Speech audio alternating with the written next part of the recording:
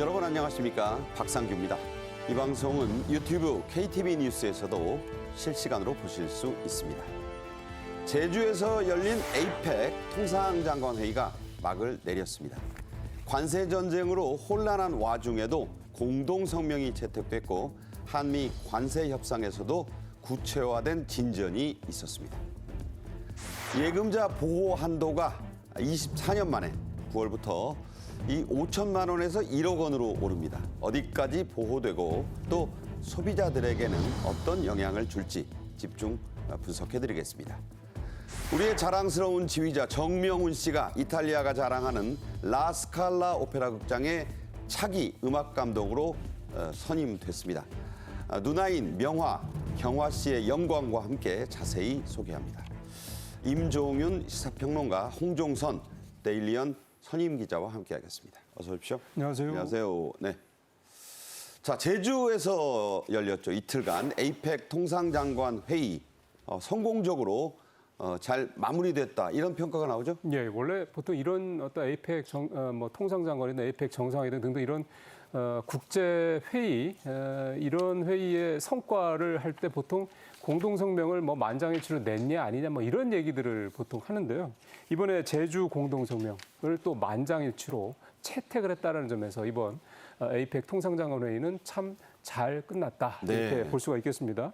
일단 성과를 좀 보면 에이펙 통상장관들 이번에 참석한 장관들이 이 다자 간의 이런 어떤 무역 이게 이제 글로벌하게 다 연결돼 있다는 얘기죠. 그렇죠. 이거를 다시 한번 중요성을 확인했다라는 점이 성과가 첫 번째가 되겠고, 두 번째는 지금 이제 세계 무역기구 WTO가 거의 유명무실해지고 있다는 얘기가 나오는데 그렇죠. 이게 트럼프 때문에 더 하거든요. 네. 트럼프가 사실 WTO를 무시하고 여기 탈퇴하고 그러니까. 그렇죠. 근데 WTO가 국제 무역이 유지, 발전, 확장되는데 꼭 필요한 기구다라는 거를 이번에 참석한 통상장관들이 다시 한번 확인을 해줬다는 게 이제 성과라고 볼 수가 있겠고요.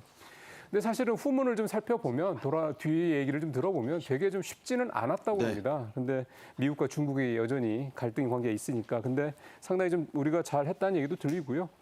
다행히 잘못하면은 그냥 의장 성명 정도로 해서 되게 김 빠질 뻔했는데 만장일치로 최종 성명, 이 공동 성명을 냈다는 점에서 이번 통상회의는 참 좋은 회의가 됐었다. 결과적으로 그렇게 평가할 수가 있겠습니다. 우리가 아시는 대로 주최국이자 의장국이었기 때문에 이 만장일치로 특히 미중의 이 갈등, 이견을 조율해서 공동성명을 냈다는 게 대단히 중요합니다.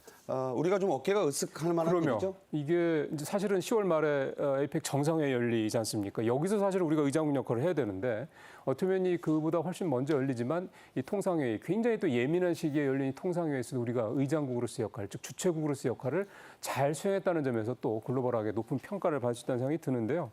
앞서 잠깐 언급을 드렸습니다. 미중 간의 이 입장차가 만만치 않았다고 합니다. 만장일치 채택이 됐기 때문에 괜찮았구나, 순항을 했구나 생각을 하는데 실제로 내면으로 들어가 보면 이 미중 간에 서로 고집을 좀 세게 부려서 쉽지 않았다고 그러는데요. 특히 중국 같은 경우는 미국이 지금 트럼프 대통령이 좀 반하고 있는 다자주의, 보호주의 이런 걸 다 반대한다 일정을 반드시 이 공동성명에 넣어야 된다라고 고집을 부려가지고 미국은 당연히 반대하죠. 중국은 또 반발할 거 아니에요? 네. 그러니까 그리어 USTR 대표가 우리가 그거 수용할 수 없었다 그렇게 자꾸 이제 못을 박으니까 결국 이제 중간에서 이제 우리가 역할을 발휘를 잘한 겁니다. 그래서 양자 간에 조금씩 양보하는 선에서 공동성명을 채택을 해서 이렇게 좋은 결과를 만들어냈다.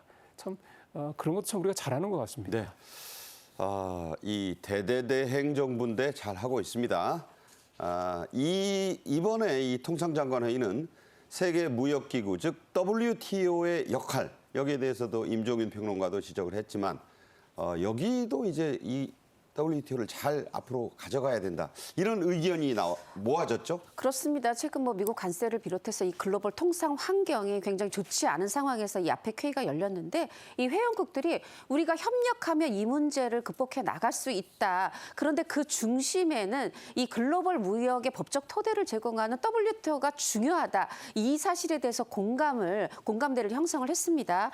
그러면서 우리가 이제 아펙 이 회원들을 중심으로 해서 어떤 투명하고 예측 가능하고 기업 친화적인 환경을 만들기 위해서는 이 WTO가 의미 있고 필수적인 그리고 전반적인 어떤 변화가 필요하다. 그런 대응 능력을 강화해야 된다. 이런 부분에 대해서도 공감을 했는데 이렇게 오늘날 현상, 이 통상 현실에 부합하는 그런 혁신적인 접근이 되기 위해서는 그 중심에 WTO가 있기 위해서는 무엇이 필요한가? 이러한 논의를 이번 한 번이 아니라 내년 3월에 제14차 WTO 강요회의가 있거든요. 그때까지 이 협의를 지속해 나가자 이런 다짐을 했습니다. 네.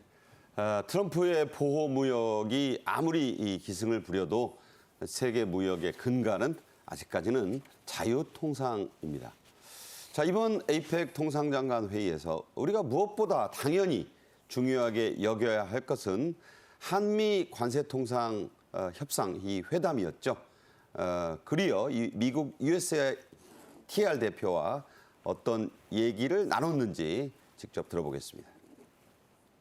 저와 그리어 대표는 다음 주에 제2차 기술협의를 개최하는 데 합의하였으며 제2차 기술협의에서는 산업부와 관계부처로 구성된 대표단이 미국을 방문하여 균형무역, 비관세 조치, 경제안보, 디지털 교역, 원산지, 상업적 고려 등 6개 분야를 중심으로 미국 정부와 본격적인 협의를 실시할 예정입니다.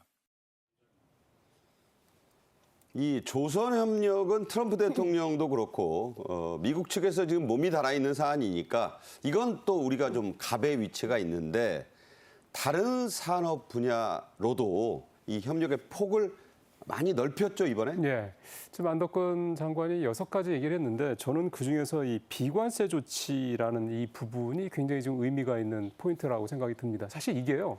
귀에 걸면 귀걸이, 코에 걸면 코걸이거든요. 네. 미국이 수틀리면 그냥 계속 아주 압박을 세게 할 수 있는 예를 들어 건수들이고 미국이 조금 우호적으로 생각하면 그래 그냥 가자 뭐 좋은 게 좋은 거지 이렇게 갈 수도 있는 거거든요. 근데 이거를 일단 가서 협의를 할 수 있는 토대가 마련됐다는 의미에 있어서 상당히 좀 의미가 있다고 볼 수가 있겠고 그러다 보니까 이렇게 의제가 다양해지다 보니까 어떻게 보면 이제 우리가 사실 FTA 이제 체결하고 있는 이후에 미국과 같은 통상 협상이라는 것은 사실 큰 의미가 없었죠. 뭐 바이든 정부 때도 그랬고. 근데 이제 와서 다시 이게 이제 FTA 체결 자체를 사실 원점을 되돌려서 지금 통상 협상을 하는 거기 때문에 이런 부분에 있어서 의제가 다양해진다는 건 우리가 미국에서 압박을 받는 부분이 넓어진다는 측면도 있겠지만 거꾸로 얘기하면 우리의 요구 사항을 더 다양하게 펼칠 수 있다는 점에서 긍정적으로 볼 수도 있겠고요. 또 보통 통상 협상하면은 이제 산업자원부만 간다고 생각하는데 기재부도 가고 농림축산식품부도 가고 과학정보 통신부도 간다라는 건 그만큼 미국과 우리가 다양하게 협의한다는 측면에서는 저는 긍정적으로 좀 본다라고 말씀드릴 수가 있겠습니다. 네. 자, 그래서 과연 이번 제주 이 담판, 제주 협상에서 우리는 과연 미국에 어떤 요청을 했고 또 어떤 전략을 썼는지 궁금한데 자 뭐라고 밝혀졌나요? 한 3가지 정도로 요약을 좀 해볼 수가 있겠더라고요. 일단 이번 서울에서 이번에 제주도에서 열린 통상장관회담은 한국과 미국 간에 어떻게 보면 이번 트럼프 대통령의 관세와 관련된 부분만 집중해서 협의를 했다고 보시면 됩니다. 그래서 첫 번째는 지금 미국이 우리한테 3월부터 부과하고 있는 이 25% 자동차, 철강, 반도체에 대한 품목 관세 이거를 좀 면제해달라는 얘기를 했고요. 그 다음에 지금 유예가 되긴 했습니다만 7월 8일 이후에는 이제 25% 상호관세도 또 부과될 수 있는 거잖아요. 그래서 이 상호관세도 역시 면제해달라. 이게 협상 카드입니다. 25%를 네. 다 면제해 줄 수는 없을 겁니다. 지금 영국도 그렇고 중국도 그렇고 10%의 보편 관세는 있으니까요. 그 다음에 FTA 체결을 통해서 미국과 우리가 교역도 확대되고 투자도 확대되지 않았느냐. 이 성과를 좀 인정해달라. 이 부분을 다시 한번 강조를 했고 저는 이 부분이 가장 중요한 부분이라고 생각하는데 너네 조선 우리 없으면은 중국 못 따라잡잖니. 그렇죠. 그다음에 에너지도 LNG도 알래스카 프로젝트 같은 경우도 너네 LNG만 채굴 하면 뭐 할 거야? 그거 팔아야 되잖아. 그거 팔 때 뭐 어떻게 팔 거야? LNG선이 필요하잖아. 그거 우리나라가 최고야. 이 부분에 대한 어떤 부분도 분명히 강조를 했고요. 반도체도 역시 마찬가지입니다. 그러니까 미국이 생각하는 첨단 산업 부분, 첨단 전략 산업 부분에 있어서 한국이 절대적으로 필요한 파트너라는 걸 이번에 우리가 굉장히 강조했다. 이 부분이 좀 미국에서도 그리어 대표도 알았다, 잘 이해했다 이렇게 평가를 했다 그러니까 잘 먹혔다고 좀 볼 수 있을 것 같습니다. 네. 자, 이게 끝이 아니에요. 우리가 이제 10월 APEC 정상회의까지 인천에서도 만나고 수시로 지금 이 협상을 이어가야 됩니다. 앞으로의 회담 일정 어떻게 되죠? 안 장관은 다음 주에 기술 이 회의를 이제 시작으로 해서 6월 중순에 이 강요 회의 중간 점검하겠다고 했는데 이제 뭐 합의된 것은 확인하고 합의되지 못한 문제들은 계속해서 양국 간의 협의를 지속한다 했는데 이게 일반적인 거고 구체적인 또 달력 우리가 일정 놓고 생각할 수밖에 없는데 이 양국 간의 상호 이 관세 유예일이 7월 8일이에요. 그럼 그 전에 타결이 되면 좋고 근데 또 그 전에 우리 6월 3일에 또 대선이 있지 않습니까? 그렇죠. 21대 대통령을 뽑는 선거가 있고 이런 정치 일정까지 고려해서 잘 협의해 나가겠다고 이렇게 밝히고 있는데요. 이제 지금 우리나라가 현재 대통령 또 국무총리가 없는 그리고 이제 권한대행 체제이긴 한데 그렇더라도 국익을 최우선으로 해서 협상을 해나가고 그 결과는 국회와 국민께 소상히 설명드리겠다 안 장관이 이렇게 밝히고 있습니다. 네. 기대를 모았던 한미 간의 이 조선 협력 여기에서도 그 두 우리 양대 기업과 그리어 대표가 따로 단독으로 비공개 만남을 가졌는데 중국 얘기가 나왔다고 해요. 예, 저는 이번에 그리어 대표가 왜 콕 집어서 우리 조선사 양 대표를 만나려고 그랬을까라는 게 되게 궁금했었거든요. 그런데 뚜껑을 열어보니까 그럴 만한 이유가 있었습니다. 지금 앵커도 말씀하셨던 것처럼 중국과 관련된 부분이었는데 그게 뭐냐면 구체적으로 항만 크레인, 컨테이너 크레인이라는 거 이것 때문에 그런 건데 컨테이너 크레인은 왜 우리 이제 그 수출할 때 컨테이너 박스에다가 이제 수출하지 않습니까? 그거를 들어서 이제 배에다가 딱 싣고 말이에요, 저거죠. 예. 근데 저게 아무데나 만드는 게 아니고요. 지금 전 세계 시장, 특히 미국의 80%, 미국 항만에 있는 저 컨테이너 크레인의 80%를 중국 회사가 장악을 하고 있다고 합니다. GPMC라는 회사라죠? 상하이 신화 중공업이라는 회사인데 근데 이게 트로이의 목마라는 별명이 있다고 그래요. 이게 왜 이런 별명이 안 좋은 붙었냐면 뜻 아니에요? 예, 안 좋은 뜻이죠. 그게 뭐냐면 이 타워 크레인, 이 컨테이너 크레인을 통해서 어떤 뭐 화물들이 이제 왔다 갔다 하는 걸 다 이제 정보를 다 이제 아하, 수집을 할 수가 예. 있는데 이게 그냥 미국 내에서 왔다 갔다 하면 아무 문제가 없는 거죠. 근데 이게 어떤 뭐 통신 기기를 통해서 예를 들어 모뎀 같은 걸 통해서 중국으로 유출할 수 있는 그런 어떤 증거가 잡혔던 겁니다. 그것 때문에 지금 미국이 굉장히 화들짝 놀랐고 그래서 이번에 그리어 대표가 우리나라에 와서 HD 현대와 하나오션에 만나서 이거 너네 혹시 해결할 수 있느냐라는 이제 물어봤다라는 거죠. 네. 자, 그런데 실제로 이 GPMC 상하이 중공업 이 회사 수상한 부분들이 나왔다고 하죠. 그러니까요. 이게 그러니까 그냥 단순히 의혹 차원이 아니라 실제로 지난해 이 GPMC의 크레인에서 원래 계약이 없던 이 모뎀이 발견됐다는 거예요. 그러니까 모뎀이라는 걸 쉽게 생각하면은 이 정보를 다른 데로 송신을 할 수 있는 그런 장치가 되는 건데 이게 있다는 얘기는 그럼 뭐냐? 결국은 미국 항만에서 이루어지고 있는 여러 가지 하역 작업 또는 이제 물건을 싣는 것도 있겠죠. 그러니까 미국의 이게 단순히 물건도 있겠지만 군사적인 관련된, 그러니까 안보와 관련된 이런 어떤 화물들도 굉장히 많을 거란 말이에요. 그럼 그런 것들을 이 컨테이너 크레인에 있는 모뎀을 통해서 중국으로 이 정보를 보낼 수 있다. 이런 어떻게 보면 굉장히 좀 의혹을 충분히 좀 가질 수가 있는 거죠. 그래서 USTR이 중국산 이 컨테이너 크레인에 대해서 100% 추가 관세를 부과하자 이렇게 제안을 해놓은 상황인데 아시는 것처럼 좀 트럼프와 시진핑 미중 간에 지난번 고위급 회담을 통해서 일단 그 관세를 대폭 낮춘 상황이기 때문에 이런 어떤 안보와 관련된 이런 부분들은 아마 그 해당되지 않고 관세를 대규모로 부과하는 것들이 가능할 거로 보이고요. 이번에 정기선 부회장, 수석 부회장을 만나서도 그리어 대표가 너네 이거 할 수 있냐 그랬더니 정 부회장이 우리 HD 현대 3호 이게 자회사입니다. 여기에서 이 크레인 잘 만들고 있어. 한번 써봐 이렇게 얘기를 했다고 합니다. 네. 중국의 눈은 곳곳에 있는 것 같아요. 여러분 그 저가의 중국 그 무선 청소기가 카메라로 뭘 찍어 유출한다. 그렇죠. 중국 참 위협적 존재입니다. 한편 미국은요 이 관세 전쟁의 여파로 국가 신용 등급이 떨어졌습니다. 상당히 지금 세계 시장이 놀라고 있죠. 미국 정부가 빚을 못 갚을지 모른다. 네. 이게 뭐 경력이 어마어마한 빚이 있잖아요. 자, 어떻게 보세요? 미국은 기축통화국이죠. 그러니까 미국의 달러가 전 세계 통화의 기본이 되는 겁니다. 교환에. 그렇기 때문에 미국은 당연히 최고 등급을 받아왔던 게 맞는데요. 이게 깨진 게 2011년입니다. 그때 당시 S&P가 그때도 비슷한 문제였습니다. 부채 문제를 들어서 미국의 최고 등급을, 그러니까 트리플 A 등급을 한 단계 내렸죠. 그때 아주 미국 시장이 크게 혼이 났던 적이 있었고요. 그러다가 2023년에도 이번에는 이제 피치가 또 등급을 한 단계 내렸습니다. 그리고 나서 이제 이번이 무디스가 내릴까지 세 번째인데 공이 이 세 신용평가관이 갖고 있던 부과했었던 미국에 대한 최고 등급을 다 이제 한 단계씩 내린 그런 상황이 됐고요. 역시 이유는 다 동일합니다. 미국의 부채 상황이 너무 심각하다 이 얘기고요. 미국의 누적 부채가 36조 2천억 달러. 이게 5경 744조 원이라는데요. 경이에요, 경. 네. 우리나라 이런 예산 700조 원으로 잡더라도요. 72배에 해당되는 엄청난 규모가 되겠습니다. 그리고 매년 우리 돈으로 2,800조 원의 부채가 좀 쌓이고 있는 상황이고요. 그래서 천조국이라고 한다잖아요. 네. 근데 여기까지만 했어도 그냥 그러려니 했는데 최근에 미국 공화당이 감세 정책 추진하려고 좀 준비하고 있거든요. 트럼프 대통령 공약이기 때문에 이거가 만약에 시행이 되면 앞으로 10년간 매년 2,500억 달러, 10년간 2조 5천억 달러의 적자가 또 발생을 합니다. 그래서 무디스가 더 이상 못 보겠다. 그래서 이제 강등을 했다. 이렇게 좀 해석을 해볼 수가 있겠습니다. 우리도 국가 신용 등급이 약간 떨어졌어요. 하지만 만약에 미국이 국가 부도를 맞아서 뭐 모라토리움을 선언한다. 물론 하나의 가정입니다만 정말 끔찍한 일이죠. 네. 다음 주제로 가겠습니다. 예금 보호 한도가 1억 원으로 올라갑니다. 이게 참 벌써 이렇게 됐나? 무려 24년 만이라고요?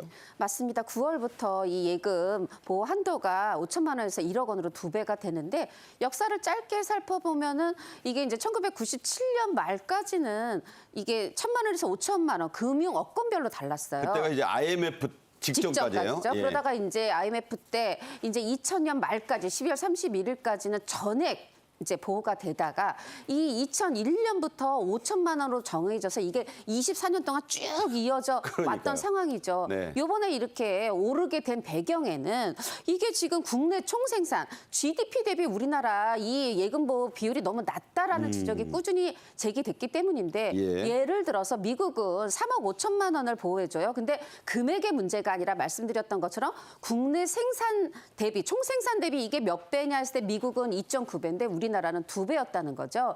이런 꾸준한 문제 제기 속에서 이 예금 보호 금액이 늘어난 건데 이 사실 이 예금 보호라는 거 금융은 신뢰가 생명인데 그게 금융권만의 문제가 아니라 우리 국가에서도 이 국가 금융 시스템의 신뢰 굉장히 중요하잖아요.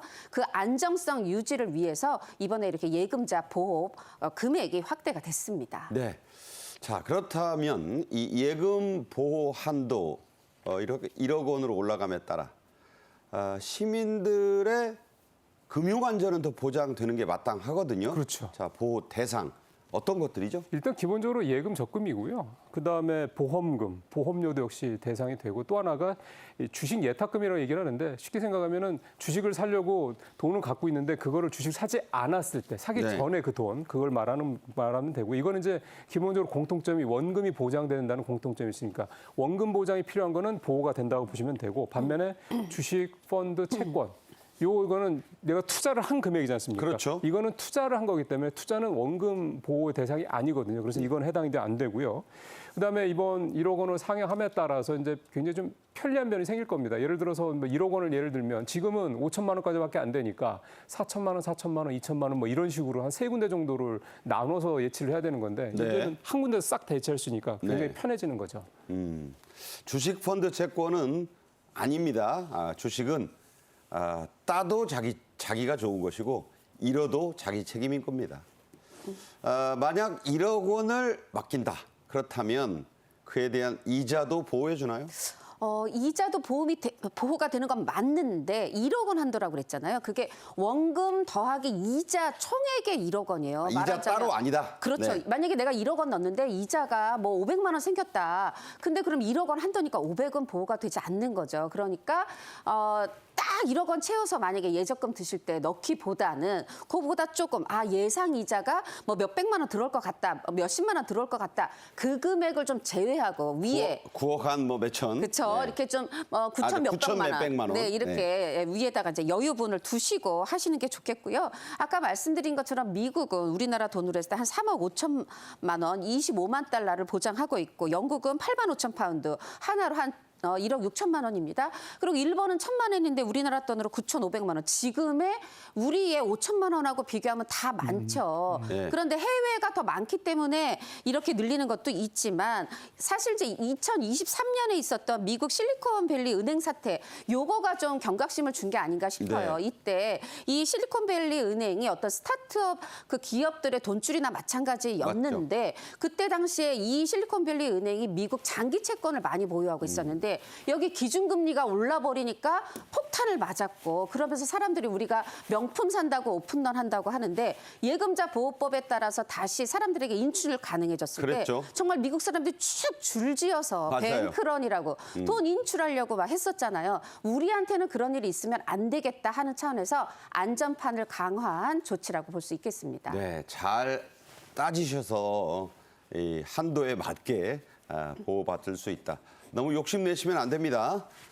예금 보호 한도를 이렇게 올림으로 해서 금융권에 돈이 이게 다시 이동할 수 있다. 그것도 크게. 자, 이건 무슨 얘기죠? 금리 때문에 그렇죠. 뭐 더 금리 더 많이 준다는 쪽으로 당연히 머니 무브, 자금 이동이 일어날 수밖에 없는데요. 뭐 잘 아시겠습니다만 예금리만 기준으로 봤을 때 시중은행들 같은 경우는 좀 조금 전에 제가 확인해 보니까 한 2.8%에서 3.1% 사이. 그러니까 이것저것 3% 떼고 나면 뭐 그렇죠. 16.5% 예. 이자를 빼긴 해야 되죠.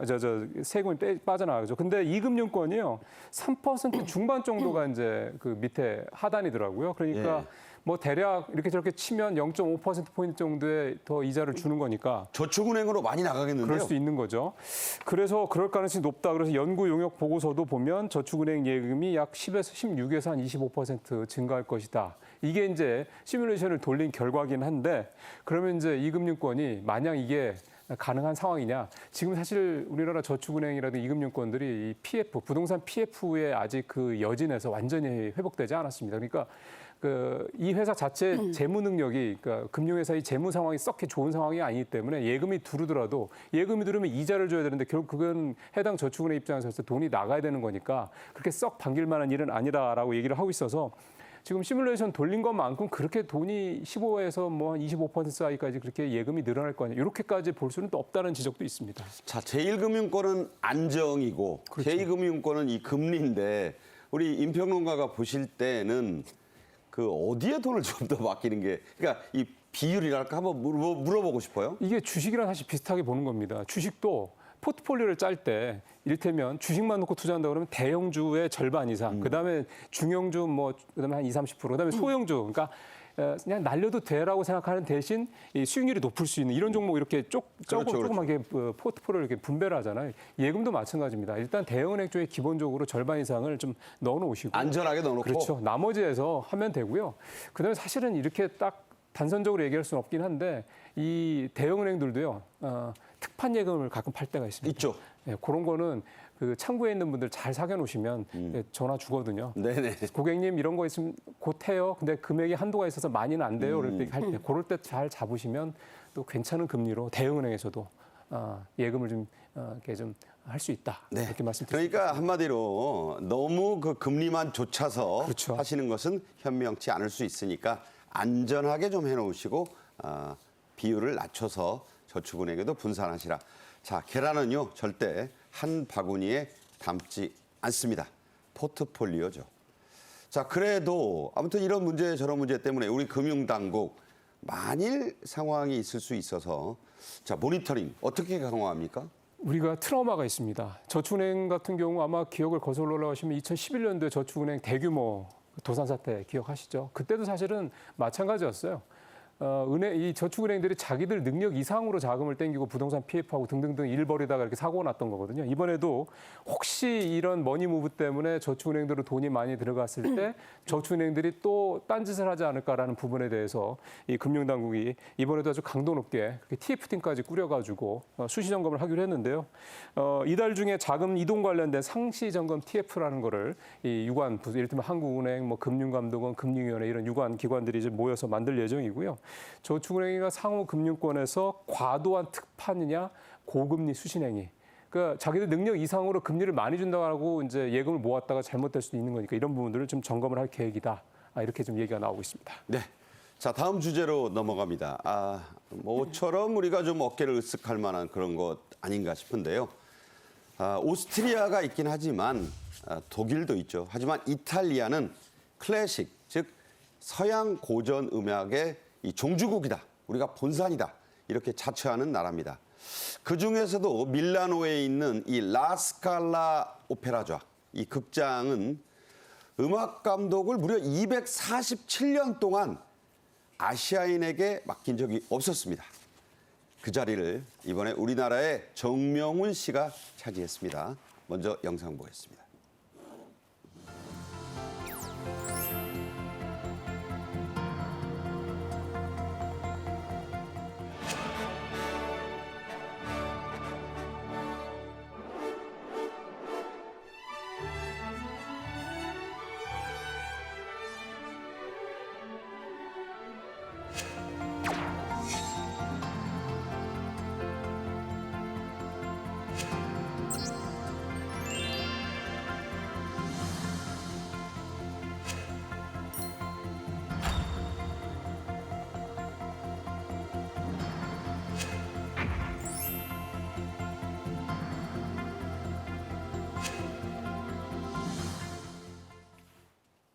네, 정명훈 씨의 이 낭보를 전해드리기 앞서서 또 우리가 좀 기쁜 소식 먼저 전할게요.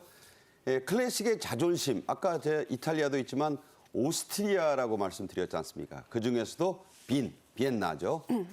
빈 심포니 오케스트라가 세계적인 명성 있습니다.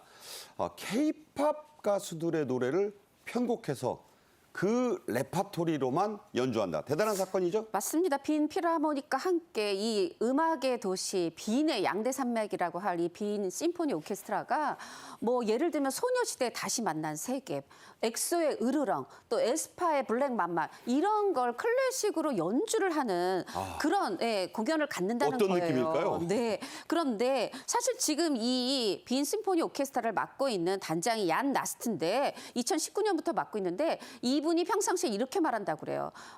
굉장히 개혁해야 된다. 시대에 맞게 변해야 된다. 그러려면 매 시즌 2~3개의 미친 아이디어가 필요하다 한다고 하는데 미친 아이디어. 예를 들면요. 그냥 음악 밴드처럼 저 심포니 오케스트라를 데리고 길거리에 나가서 버스킹을 한다 그래요. 그런데 또 그런 일환의 하나로 이렇게 K-팝을 연주한다고 하는데 공연은 내년 2월 16일에 하거든요. 그런데 이렇게 정식 무대에서 한두 곡이 아니라 공연 전체를 K-팝으로 유럽에서 한다? 이거 유럽 최초의 사례고 유럽 최초의 오케스트라가 될 거다. 이렇게 얘기되어지고 있습니다. 네. 자, 오스트리아가 어떤 곳입니까? 모차르트가 맹활약했던 곳 아니겠습니까? 자, SM 엔터테인먼트 소속 가수들입니다. 자, 그 노래들이 오케스트라로 편곡된 거 이번이 처음이 아니라죠?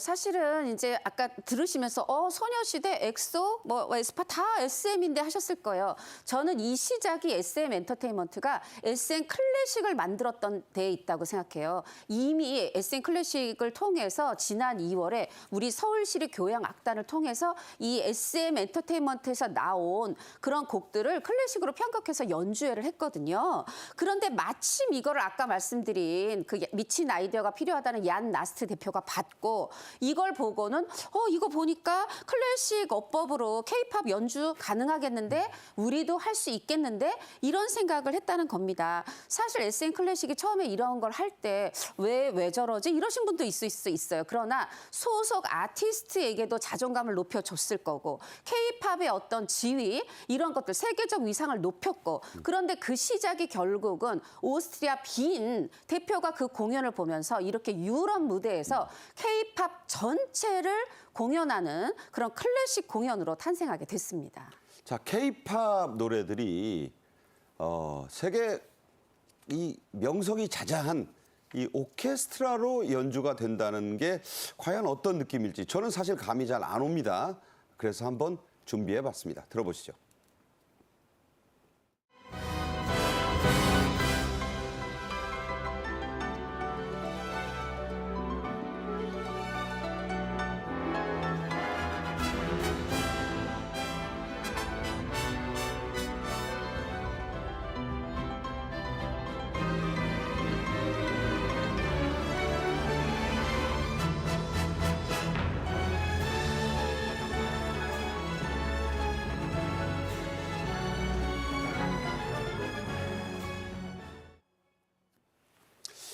저게 소녀시대의 다시 만난 세계다.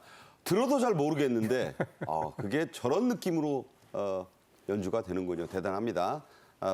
비엔나는 말씀드린 대로 모차르트가 활약했던 클래식의 또 다른 본고장입니다. 서양 고전 음악의 종주국 이렇게 불러도 과언이 아니죠? 그 얘기는 거꾸로 얘기하면 굉장히 보수적이다라는 말과도 일맥상통으로 그렇죠. 봐야 될 것 같습니다. 까다롭다. 지금 빈의 유명한 사실 더 이제 전 세계적으로 유명한데 우리나라 이제 이 클래식 애호가들은 또 잘 알려진 데는 빈필이죠. 네. 옛날에 카란으로 유명했다. 빈 필하모니. 예. 그 카란도 대단히 보수적인 그런 지휘자 중에 한 사람으로 잘 알려졌던 분이긴 합니다만, 근데 이 빈 심포니가요, 저도 좀 알아보니까 이게 원래 좀 이렇게 그런 혁신성을 추구하던 그런 오케스트라였다고 합니다. 1900년대 그 당시에 쉔베르크로 아마 잘 알려진 이 현대음악 작곡가들. 지금 들어도 사실은 좀 어렵거든요. 네. 근데 쉔베르크나 베베른 같은 당시 현대음악 작곡가들이 처음 받아든 데가 빈 심포니였다고 그러고요. 그러니까 앞서 이제 홍 기자님께서 이 미친 짓 뭐 이런 얘기를 잠깐 표현을 네네. 하셨잖아요. 그 정도로 그러니까 굉장히 정통적인 클래식을 다루는 그런 오케스트라임에도 불구하고 뭔가 더 나은 발전, 진보를 위해서 이런 혁신을 받아들인다는 그런 DNA를 갖고 있는 그런 오케스트라다라고 좀 볼 수가 있겠습니다. 네.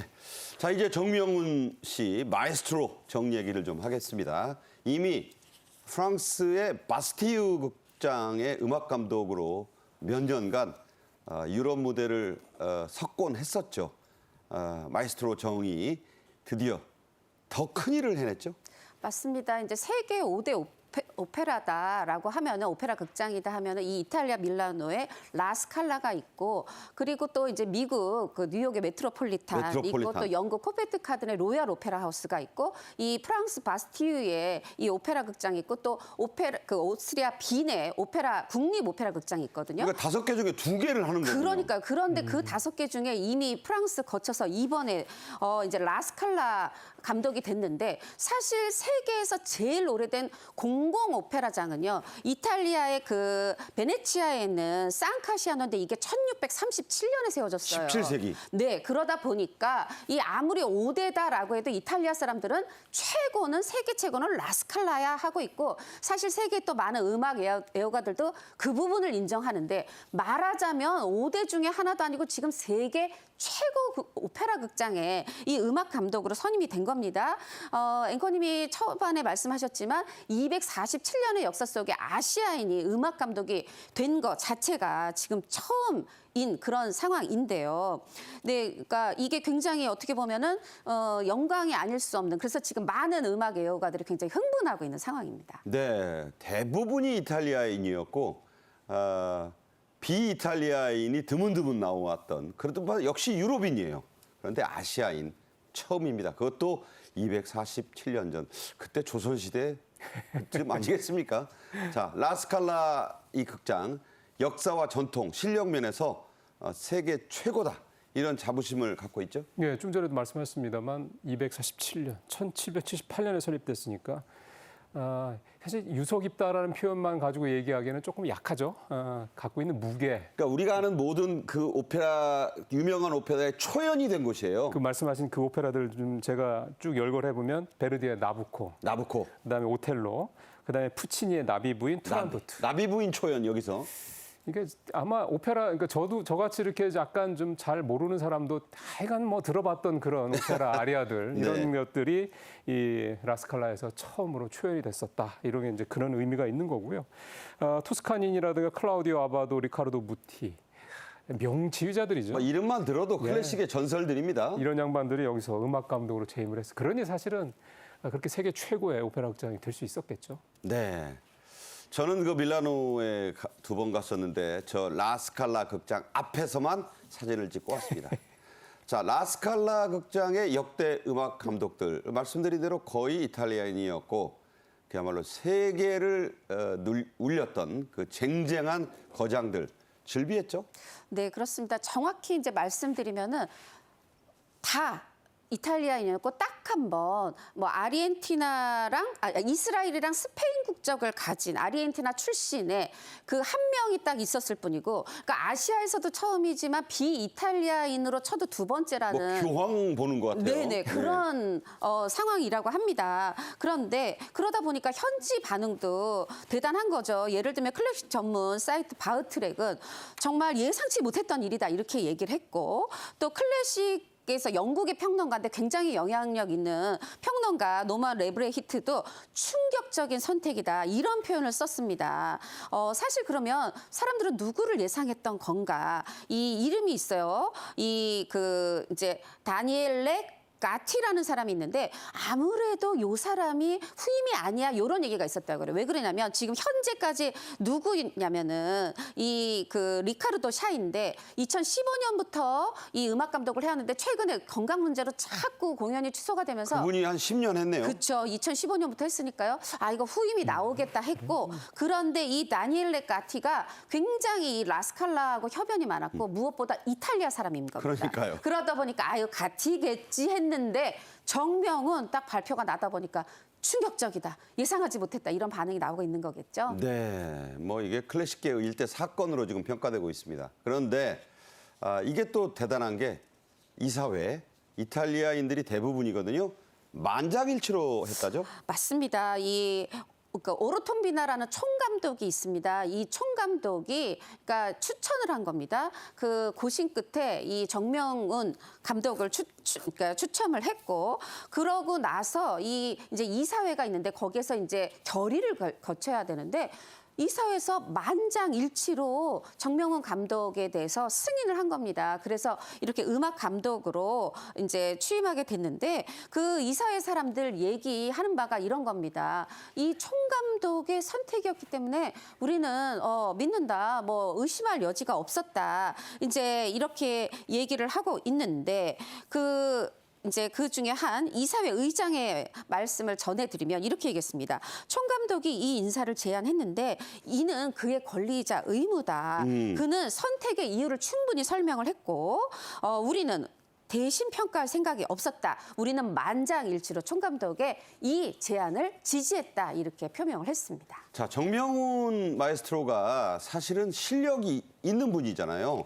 바스티오 감독도 했고, 그리고 이 라스칼라에서 거의 100번 전후의 지휘를 이미 했죠. 예, 음악 감독은 아니지만 객원지휘자로서 상당히 많은 그런 퍼포먼스를 라스칼라 극장이랑 했다 이렇게 봐야 되는 건데, 좀 보니까 140일의 콘서트 9개 오페라, 9개 오페라를 48회 공연을 했으니까 이것만 합해도 근 200회에 가까운 그런 공연을 직접 지휘를 했다 이런 얘기가 좀 되는 거니까요.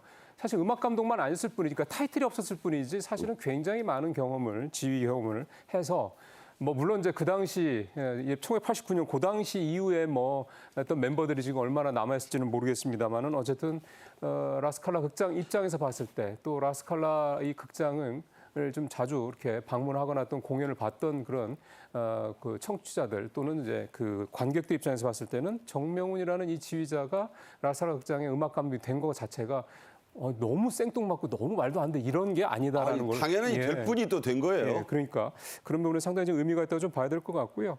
2023년에 라스칼라 필하모닉 첫 명예 지휘자 추대가 되기도 하는 등 하여간 여러 가지로 인연이 참 많다 이렇게 봐야 되겠습니다. 그러니까 뭐 이게 갑자기 로또처럼 된 분이 아니다. 그렇죠. 이 얘기를 하기 위해서 이 질문과 답변을 들은 겁니다.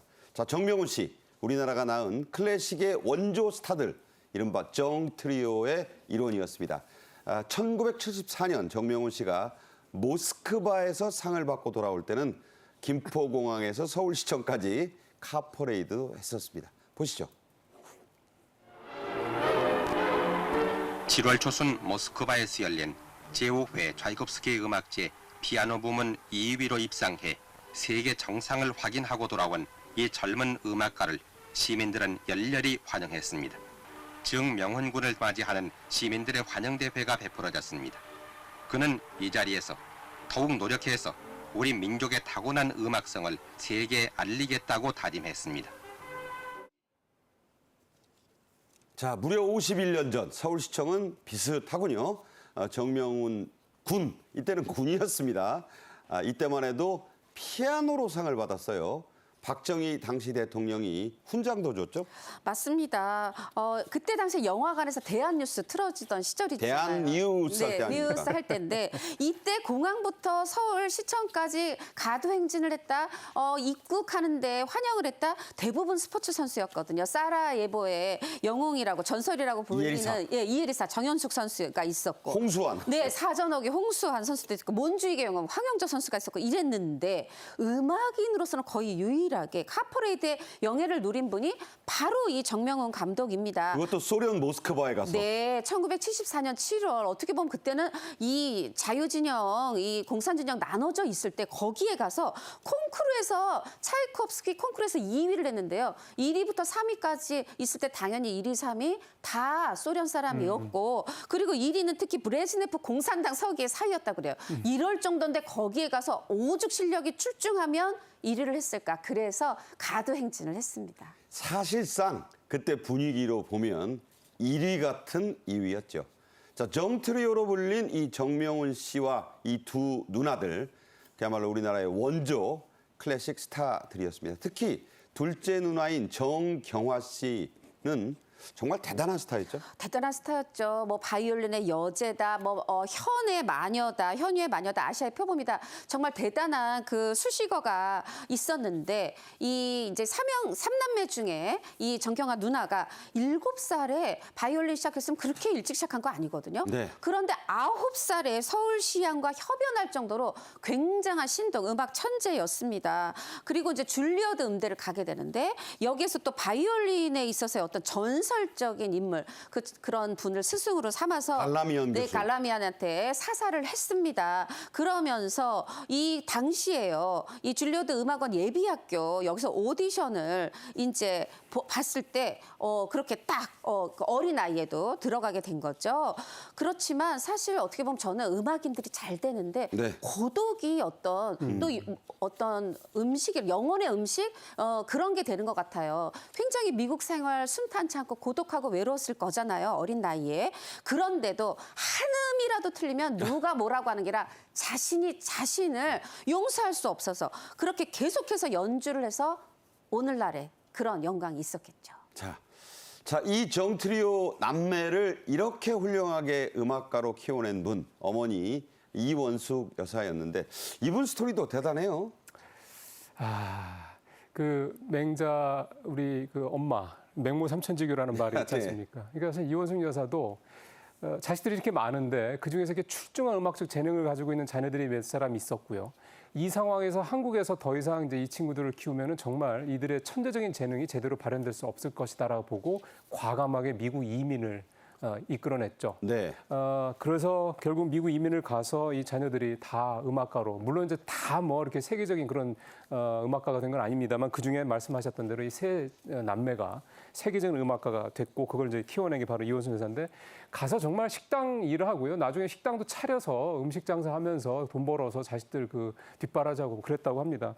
그러니까 이런 것들이 참 어떻게 보면 이제 우리나라 당시에 우리나라 엄마들의 이 어떤 강인한 이런 힘 이런 것들을 이원숙 여사가 그대로 보여줬고 그게 세계적인 음악가를 키우는 걸로 발현이 됐다 이렇게 볼 수가 있겠습니다. 네, 저 어머니 2대 가사과, 옛날에는 가정이라고 하지 않고 가사과라고 그랬어요. 거기 졸업하신 분인데 시장 통해서 장국밥 파는 일도 서슴지 않았다고 합니다. 정명훈 씨가 이 피아니스트에서 세계적인 마에스트로로 거듭나는데도 역시 어머니 역할이 컸죠. 사실 이화여대에서 뭐 영문과는 늘 커트라인이 제일 높지만 이제 시대의 변에 따라서 21세기 전후에는 이제 신문방송학과가 높고 근데 사실 예전에는요 가사과하고 영문과가 같았어요. 그만큼 재원이었다는 말씀을 드리는 겁니다. 그런데 자식을 위해서는 국내 한국에서는 장국 을 시장 통해서 팔았고 미국에 가서도 그냥 우아하게 있었던 게 아니라 또 음식점을 낸 거예요. 자식들을 위해서. 그러면서 이제 미국인들은 팀 문화가 있잖아요. 그 $1 주는 걸 차곡차곡 모아서 아들 정명훈에게 그랜드 피아노를 사주기도 하고요. 또 그 돈을 모아서 워싱턴 음악당을 빌려서 첫 연주회를 해주기도 그러니까요. 하고요. 그런데 정명훈 씨가 이렇게 표현했어요. 어머니는 모든 걸 다 준비해 놓고 우리의 결정만 기다리셨다 하고 꾸짖는 게 아니라 늘 늘 칭찬으로서 우리를 이끌어 주셨다 했고 정명훈 씨, 누나 정명화 씨, 또 동생 정경화 씨까지 이 3남매 사실 이 백악관에 가서 연주했을 때도 정말 한국인이 이렇게 연주를 잘해 깜짝 놀래켰었던 그런 일화도 있는데 그러한 자식들 잘 키워낸 공로로 1990년에 이 어머니도 국민훈장 받으셨죠. 네. 그렇게 말한 사람이 바로 닉슨 전 대통령이었습니다. 역사 얘기예요. 자, 정명훈, 조수미, 우리나라가 배출한 그야말로 세계적인 클래식 스타들입니다. 두 사람 몇 달 뒤에 함께 우리나라에서 볼 수 있다고요? 맞습니다. 6월에 경주에서 이 세계적인 스타 정명훈과 조수미가 만납니다. 이 경주에서 아펙 정상회의가 있거든요. 이것의 성공적 개최를 기원하는 예술 행사에서 이 두 사람이 만나게 됐는데 이 정확한 날짜는 6월 13일 오후 7시예요. 경주 예술의 전당에서 이제 만나게 되고요.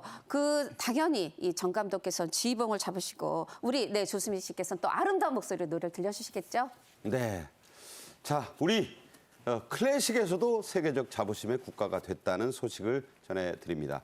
지금까지 임종윤 평론가, 홍종선 기자와 함께했습니다. 감사합니다. 수고하셨습니다. 고맙습니다. 네. 자, 오늘도 멋지고 건강하고 활기찬 하루 보내십시오. 내일 오후 1시에 뵙죠. 고맙습니다.